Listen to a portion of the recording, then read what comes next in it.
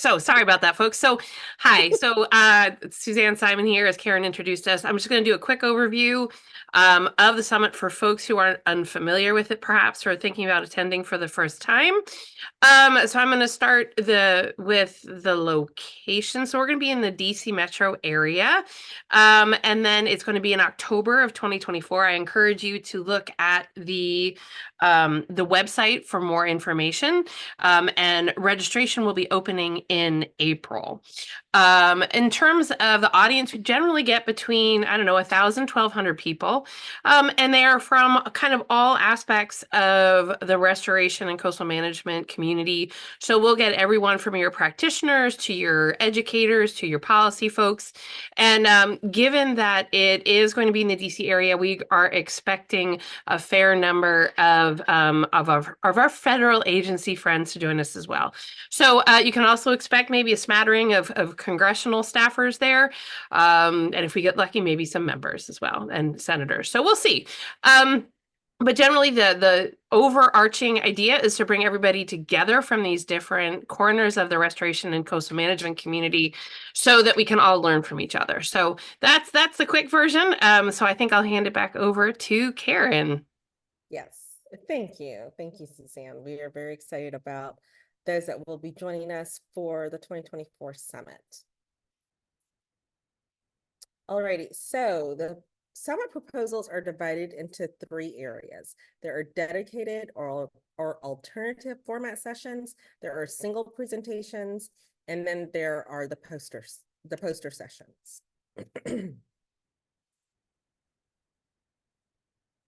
As we get started, I thought it would be good for everyone to review the focus areas so that you can think about how or what you'd like to submit on as we're going through this. So there are 12 focus areas. There are the Chesapeake Bay, economy, finance, and investment, science and technology, planning, policy, and issue advocacy, coastal restoration and resilience, coastal management, diversity, equity, inclusion, justice, and accessibility, communications, marketing, and education, water resources, disaster planning, response and recovery, large-scale management restoration, and other. So these 12 focus areas, because you are here, you're probably thinking about submitting a proposal. So think about how you would like to fit into these focus areas. Another thing I want to also remind people of are these are kind of, think of them in a broad sense. These are tracks to help people like me, the organizers, as well as the attendees kind of figure out where they want to focus their area. So as a presenter, think about how you, I'm sorry, in your area of expertise might fit into one of these tracks. So, and just think of it loosely, not completely restrictive. Okay, so in one of the sections is on dedicated session and then the alternative format. With the dedicated session, you want to next slide? Yeah, okay. So with the dedicated session, we're looking for strong proposals for all of them. But with the dedicated sessions, we definitely want to have those 5 presenters and 90-minute sessions and multiple points of view. And also remember, as someone who is submitting, you can present to be a moderator of this session, or you can be one of the presenters. We also want you to keep in mind that we want multiple viewpoints. So with the multiple viewpoints, we don't want everyone from one particular organization or agency. We'd like to have a diverse representation and view of those viewpoints. So there can be someone who works in the industry joined by someone who works for a government entity, but also a community stakeholder. So think of it in those terms. If you're thinking about one topic in particular, think about the multiple viewpoints that can be shared because 90 minutes is a good amount of time to share information. So keep that in mind. For the alternative sessions, we're looking for some creativity. This is your opportunity to really, bring forth or propose several different options. In the past, we've had watercolor workshops, we've had poetry slams and lightning rounds. These are also 90-minute sessions. And at that time, we're looking for some creative interaction. So make sure that you convey that in your proposal, how you might engage the audience, what kind of experience your attendees will have, and really what they will take away from that, what they will walk away with. They will walk away being able to, I don't know if they'd be able to teach a watercolor class, that would be awesome. But they could share what they learned and what they experienced with others. Okay, for the single presentation, excuse me, these are 15-minute presentations within one focus area of the summit. With that, the program committee also organizes this into a cohesive session. So keep it in mind, you'll be submitting your proposal, and then the committee will put you with other people who are submitting. So multiple submissions are welcome, but they all must be individually submitted. So for example, you can submit a proposal for a single presentation for, Chesapeake Bay, but also if you have information that you'd like to share on coastal resilience, those would need to be two different submissions. But you can be considered, and we'll organize accordingly. Keep in mind, we're still very much in the organizational phase, so that would have to do with timing and so forth. But we'll make it all work. And finally, there are the posters. So the posters are a really great way to convey your message. I don't think that they get enough credit. This is a time where one thing I want to convey is that you get an opportunity to have individual conversations with attendees when you're talking about your posters. With the sessions, you do have more time, if you will, but it's kind of over. So with a poster, keep that in mind. You have the opportunity to have one-on-one conversations or smaller, more in-depth conversations with attendees about the issue that you're displaying. Multiple submissions are welcomed, but again, this must be submitted individually. And then the posters will be categorized or displayed by their area of focus. So there will be some organization there, which will also be an opportunity for you to talk and collaborate with others potentially. And I was going to say, Suzanne, maybe you might be able to speak on the multiple poster submission aspect. Are there, I just want to make sure with the clarity, are people able to submit with are they able to submit more than one? They can, but typically we only ask that only one poster gets presented, for the simple reason that during the poster um, session, it's impossible unless you've developed the ability to teleport or clone yourself. It's impossible to present two posters at the same time. So we typically ask that in turn, there might be some very rare circumstances here, but typically we ask that it is one presenter per poster. So one thing that can happen is, let's say you have multiple posters for one particular project that have different aspects to them that you want to focus on. In that case, you or a team member can present more than one. But typically, again, simply because we want someone standing at their poster during the poster session, we need to generally limit it to one per person. Okay. Thank you. Yes, I Yep. wanted to make sure I was getting that correct. All right. Okay. So remember that proposals can be over multiple focus areas. Um, and again, kind of going back, these focus areas, I don't want to say are suggestions, but they're a guide. They're a guide for you as as one that's submitting, so that people can plan their days in terms of how they want to gauge information. And then also, please just keep in mind to have a clear connection to the focus area. While it is broad, we want the submission to be clear in terms of what you intend to cover in your presentation. Okay, and then some other kind of tips, if you will. Um, with a strong proposal, we want it to be clear and relevant to coastal restorations and I'm sorry, coastal restoration professionals.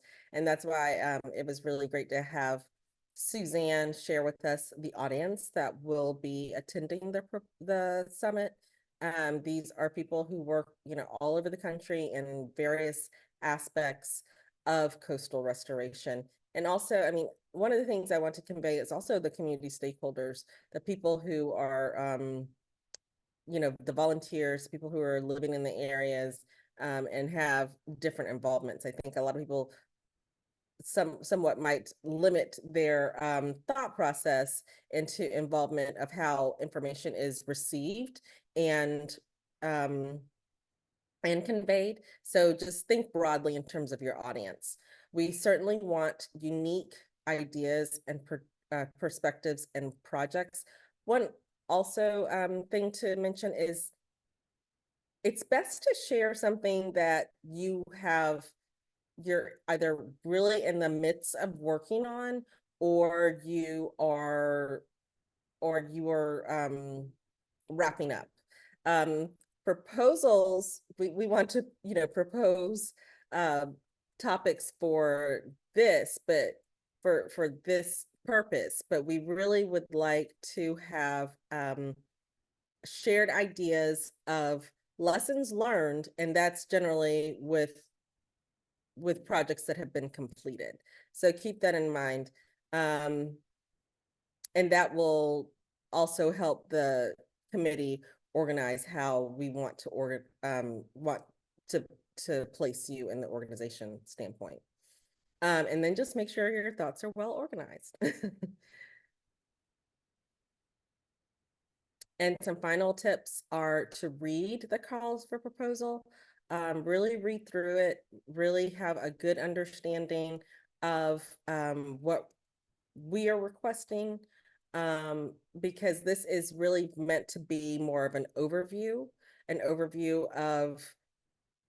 of what we are expecting, but you really need to go in and get a better understanding of what needs to be a part of the proposal in order for it to be accepted.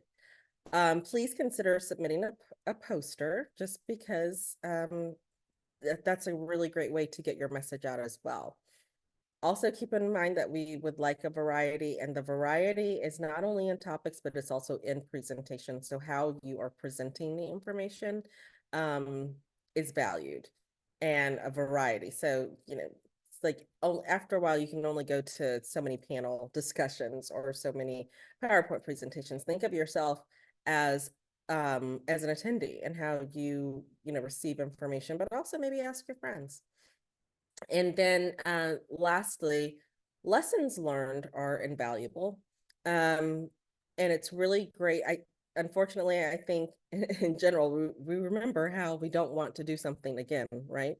So think of it as how you want to help others. You want to help others succeed and be mindful of their time. These are lessons learned. These are things that I would not necessarily duplicate. These are areas that you should look out for. This is all very important, and I think that people would be surprised at how um, valued that information is as well. So with that, we can open up for questions, or Suzanne, if you want to add anything. Yeah, I'll add one thing that I realized I sort of overlooked is just the size of in terms of how many speakers. So give or take, there's usually going to be about 500 speakers. Again, that's a rough estimate. And I think the last let's say pre-pandemic, the people are still, kind of coming back to in-person events, but we had about 200 posters. So it's a robust poster session and a robust oral presentation. By that, I mean both single presentations, dedicated sessions, and alternative formats. So they are both options in terms of how you choose to present your material. They're both quite robust. So, because I think sometimes people think there's going to be two lonely posters hanging out in a, gaping exhibit hall, and that's not the case. So like I said, last time I think it was about 200 posters. So, yeah, so don't be shy about, I think, really thinking about how your materials are best presented. I think there are some projects that lend themselves better, to a poster. Some it's a dedicated session, and some to Karen's point, especially if you've got, like a big lively panel discussion, that can be fantastic. And so just really do your best to think outside of the box in terms of, to Karen's point, what you'd want to see as someone either attending the poster session or the presentation. So forgot to add that in terms of just sheer size so people understand. Yeah, thank you. Thank you, Suzanne. Okay, so we had two questions come in. One is the submission form. The submission form has a question. Is there anything else you'd like us to know about this submission? What sort of information is expected or helpful in the response to this? So I I feel like this is one of those kind of like, do you have anything additional that you'd like to include? Because a lot of times, depending on the topic, um, there are, the questions in the submission process don't cover everything that you'd like to share. And again, this is how we're welcoming opportunities for, a variety of presentations. So is there anything that was not covered in the questions that were asked on the form? That's your opportunity to convey that information. In Suzanne? addition, this could also be a place where you could make a request for some sort of an accommodation. So if you needed to make sure that your room had something specific, that's absolutely where you'd put that into. Because when we're moving around everybody's sessions, we want to make sure we've got the easiest flow for everyone. So if there's something that you want us to know ahead of time, that's also a good place to put it in there. Thank you, Samaya. Okay, another question is, are easels provided for the poster sessions? And I believe that Suzanne, I'm going to turn that over to you. Yeah, unless Samaya has a burning desire to jump in here. So there are poster boards. So think of them as giant bulletin boards that are provided, and the push pins are provided as well. And so what will happen and Karen referred to this already, is once we see the types of topics that are covered in the posters, they'll be arranged. So for example, we try to put, for example, like all of the shellfish restoration folks together, and all the living shorelines folks together, and all the policy folks together. So you end up having kind of a grouping. But yes, the boards will be provided, and yeah, that's the short answer on that. So no worries. So if you're coming from far away, all you need to do, you can do this one of two ways. One, you can have it printed at your location. In other words, let's say it's going to be in DC and you live in California. You can bring a giant poster tube and carry it with you. The other thing you might want to think about that some people like to do is they have it printed at like a whatever, it's a Kinko's or whatever print supply nearby, if you're worried about transporting it. And then that should, I think that it probably is all the logistics you need in terms of the posters. I guess, Samaya, did you want to add to that at all? Yeah, I do have one thing I wanted to add. I'm going to, I don't know if you all can see this as well, but there's an answered section on the Q&A, and it gives you the opportunity to put a little bit more information in the chat. I'm going to send a link to our website where there's a picture of a poster presentation. So you can see what a typical session might look like, and also what those poster easels look like if you are like me and you're like, I don't even know what that would look like in my head. So it's picture, it'll show you pretty much what we're looking at. But take a look at that when you're done. And while we're talking about posters, do you mind if I just answer the next one? If that's Go ahead. okay. So the agenda is still being developed, but at the last summit, the poster session was 2 hours. So there you go. I think that's the short version. And also the posters will be up for pretty much the entirety of the summit. So again, some of the details are a little fuzzy, but they usually go up Sunday late afternoon, early evening, so that way they're ups for people to wander through. And typically we also try to drive. Again, I'm not 100% sure on the setup of this particular venue, but we typically try to drive as much foot traffic through both the exhibit hall, and that contains both our sponsor booths and our poster presentations usually. And so we put the coffee breaks in there, and we put the food in there, and typically, it's usually our Monday night reception is the one that really focuses on the poster. So we try to give a fair bit of time for folks to to really have a chance to look at them. And then typically we ask that they come down usually noonish on Wednesday. And just so you're aware. And for the record, if you want to see how the 2022 summit went, that agenda is still available on our website. So if you want to have a good sense of what the most recent one looked like. Samaya, did you want to add anything? Yeah, one more note on how long will poster presenters have to present. I think we've kind of touched on this already, but it won't be where you're just standing there presenting the same thing over and over again. It'll be more like somebody comes up to you, asks you a question, they look at your poster, you have a small conversation, then you walk away. So unlike where it's a dedicated session or an individual session where you're talking at somebody, you already have a presentation, it's a little bit of a different format. And then in addition, when we've got that section that we already talked about where it said, is there anything else you'd like us to know about this presentation? We are expecting people to stand next to their posters. So that is not something that's going to work for you. Please let us know ahead of time so we can try to make an accommodation for you. All righty.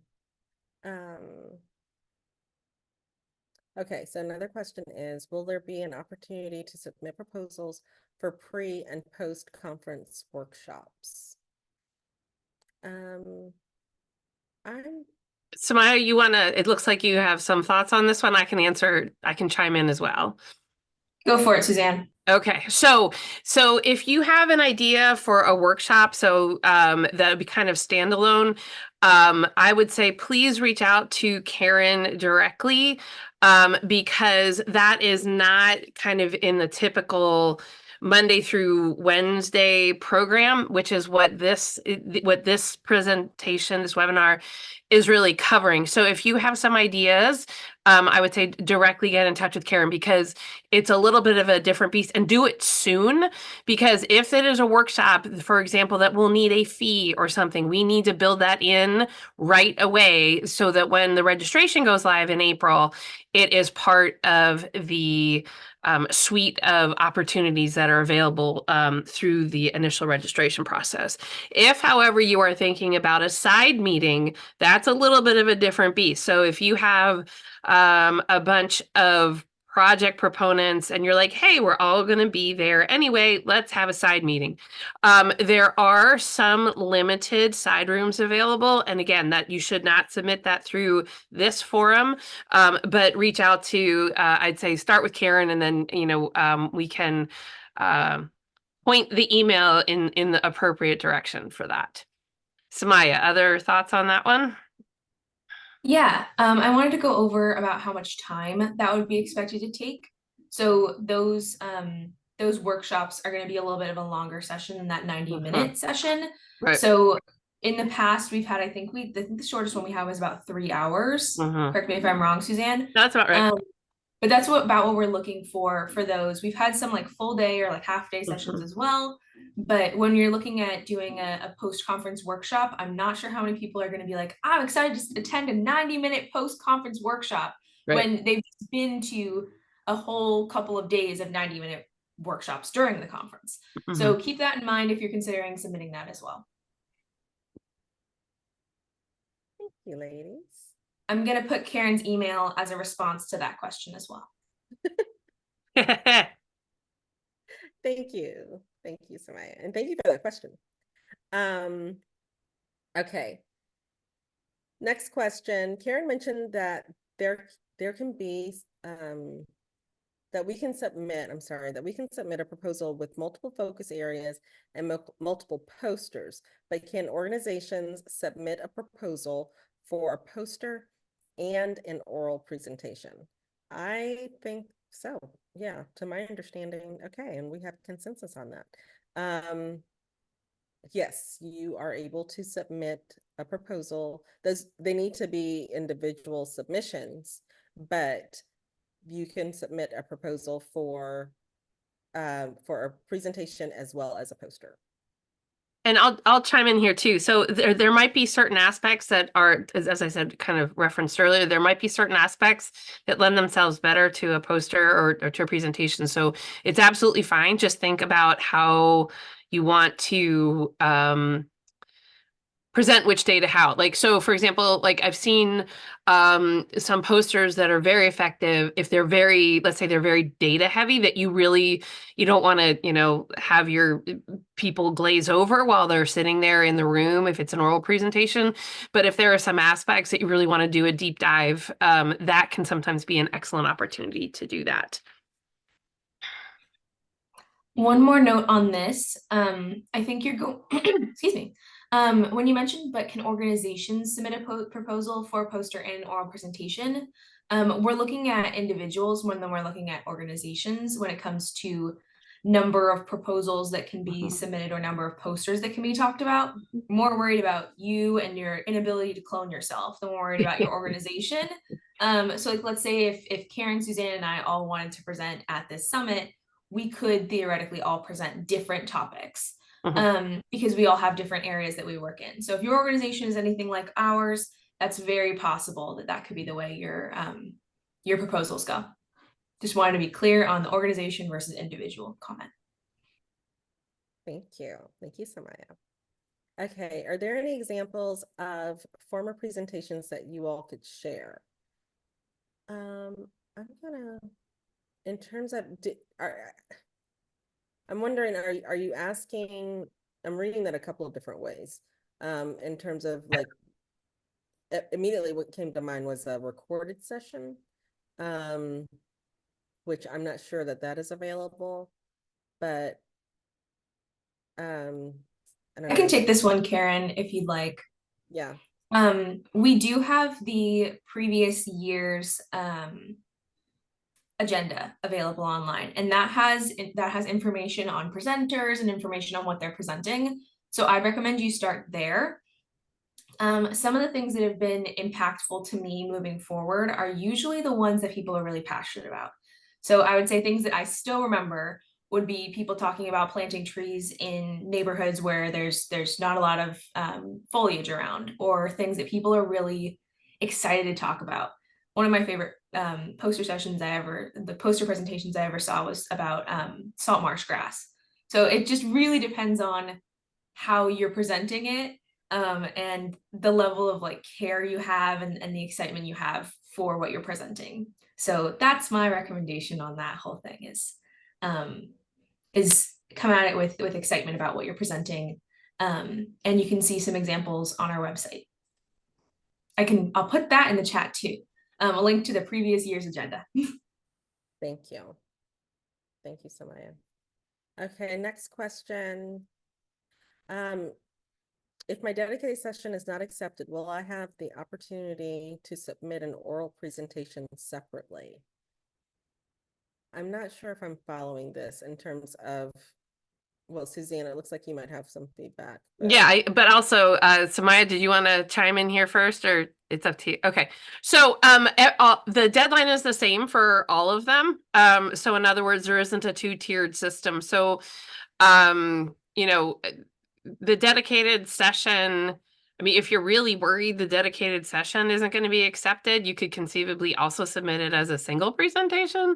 But frankly, typically, if a dedicated session is put together well, you should be in decent shape. You know, it is a competitive, program, but I've seen people in the past hedge their bets. If that's not an ideal situation, but if you are concerned, and I don't know if you were the person pulling the session together, or if you're concerned about the person pulling the session together, maybe that depends. Yeah, so if you really want to make sure that you have an opportunity, you could certainly hedge your bets if that's where you're feeling concerned about whoever is pulling the session together. Samaya, did you want to chime in there? No, I think you covered it. All right. And I think I'll just go ahead and well, actually go ahead. Karen, did you want to add to this, or? Add to this? No, I was going to go to the next question for you. So I think that does the same go for field trip proposals as for workshops? No. It's a little different in terms of it is similar in that workshops, field sessions should not go through this. No. So that's another one where you reach out to Karen. Yeah, If you that's right. say, sorry, not to steal your thunder, Karen. If you have like the bee's knees idea, please contact us sooner than later. Again, because it's that same issue of all of our field sessions, we typically have those arranged well in advance of registration going live for that same reason. So anyhow, so Karen, sorry, I hope I didn't steal your thunder there. No, you did not. But I did want to convey that if you do have a field trip proposal, please get that to me sooner than later. I'm actually really working on that right now. So, yeah, so if we need to have a conversation, it needs to happen soon. So use the email that has been shared with you, please. I'm just going to put it in again. Thanks. So I'll get the email all over the place here. All righty. Just looking forward to ping, ping, ping, ping, ping. Okay. Okay. Okay, next question. I haven't been to Restore America's Estuaries before, so what can I expect in terms of registration cost?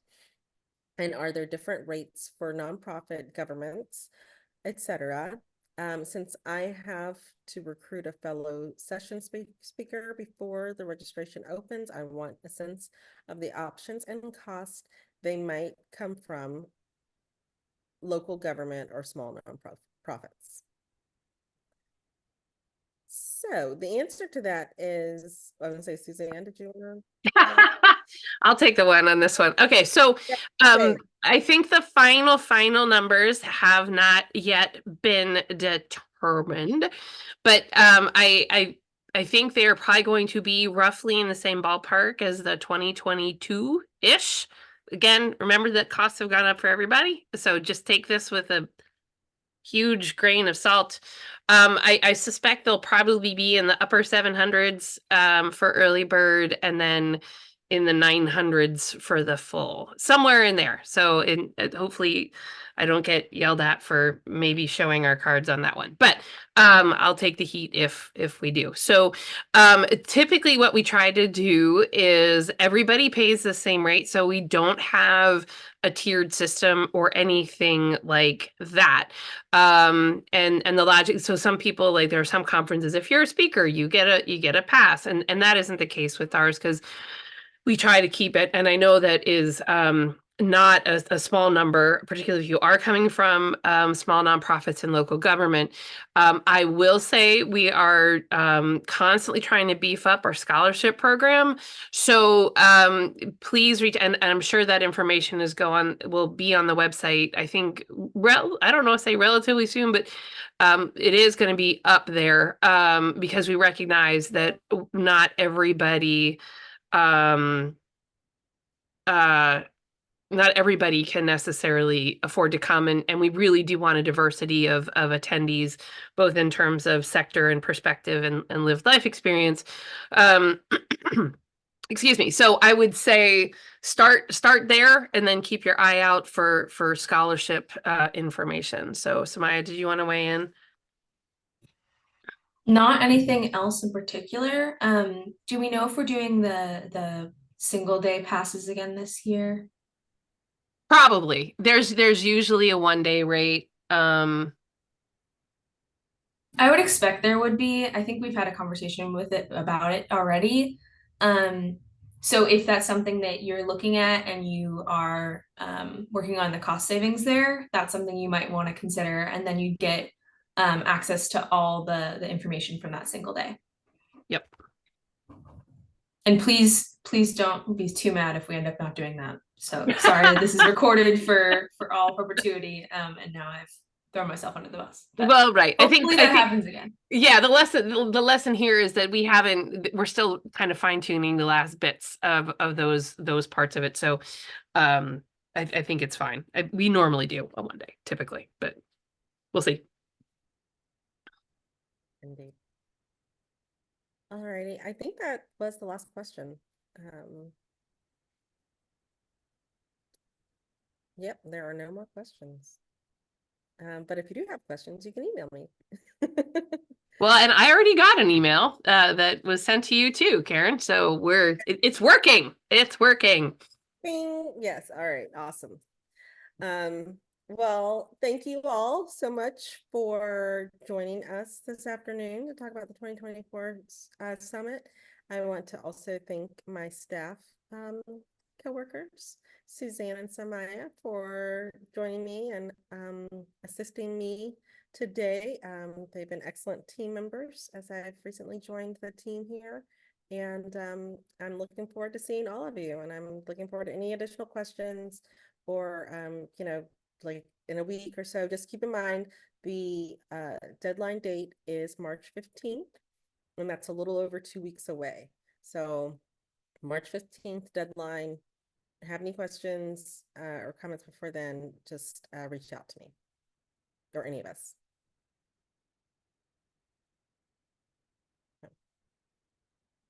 Alrighty, thank you. Thanks, everyone.